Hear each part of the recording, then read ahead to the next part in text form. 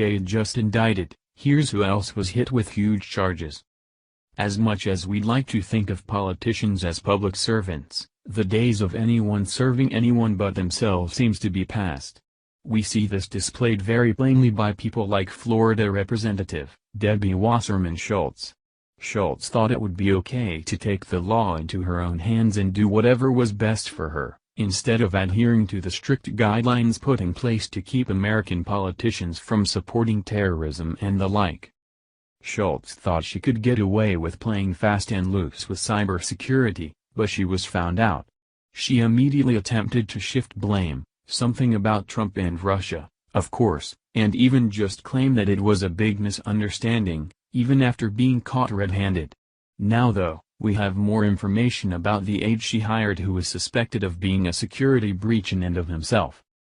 The aide in question, Imran Aide, has officially been indicted and will stand trial for multiple counts of fraud and false statements, aka, he lied to the wrong people in Washington.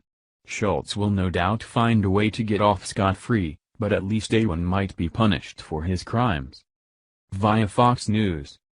Imran Aide, a former IT aide for Democratic Florida Representative Debbie Wasserman Schultz, was indicted Thursday on 4 counts including bank fraud and making false statements. The indictment also includes his wife Hina Alvi. The grand jury decision in U.S. District Court for the District of Columbia comes roughly a month after Aide was arrested at Dulles Airport in Virginia trying to board a plane to Pakistan, where his family is from. Aide and other IT aides for House Democrats have been on investigators' radar for months over concerns of possible double billing, alleged equipment theft, and access to sensitive computer systems. Most lawmakers fired Aide in February, but Schultz had kept him on until his arrest in July. The indictment itself, which merely represents formal charges and is not a finding of guilt, addresses separate allegations that Aide and his wife engaged in a conspiracy to obtain home equity lines of credit from the Congressional Federal Credit Union by giving false information about 2 properties, and then sending the proceeds to individuals in Pakistan. Well, that's not shady at all. Fun tip for all the would-be fraudulent terrorists out there: if you want to send money to your terrorist, maybe go ahead and secure the money through legal means so that you don't turn the heads of the feds. But I guess once you're addicted to flipping the middle finger to the national law, it's pretty hard to quit. Fox. The case has put renewed scrutiny on Wasserman Schultz for keeping Aide on the payroll for months, even after a criminal investigation was revealed and he was barred from the House IT network. Aide and other family members for years had a lucrative arrangement for IT-related work on Capitol Hill for House Democrats.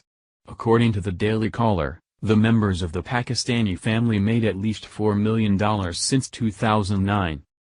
In a recent interview published in the Sun Sentinel, Wasserman Schultz blamed the right-wing media circus fringe for the attention on Aide.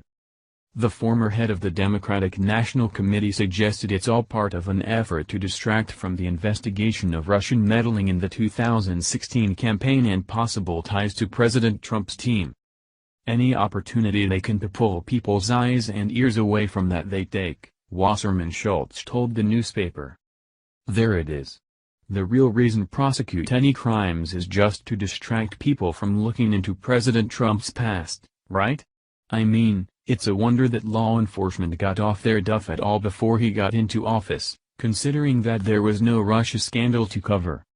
Seriously libs, you do realize that breaking the law is always wrong, even if someone else does it, or if there's some way to cover it, it's still wrong. Fox. Her colleagues in Congress, though, say there are serious security implications in her former staffer's case. We have to investigate how our systems may have been compromised, Rep. Ron DeSantis, Republican Florida, recently told Fox and Friends. Though Aide was barred from the IT network, Wasserman Schultz spokesman David Dameron told Fox News their office worked with the House Chief Administrative Officer to arrange for the employee to keep providing valuable services without access to the House network. Aide, 37, of Virginia, earlier pleaded not guilty to a single count of bank fraud. Attorney Christopher Gowan told Fox News that federal authorities have no evidence of misconduct by Aide relating to his IT duties. Who knows how they'll try to wiggle out of this one, but it looks as if the feds have Schultz and her compadres dead to rights on this one.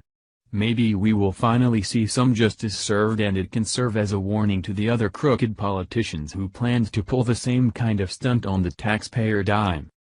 Thank you for watching this video. What do you think about this?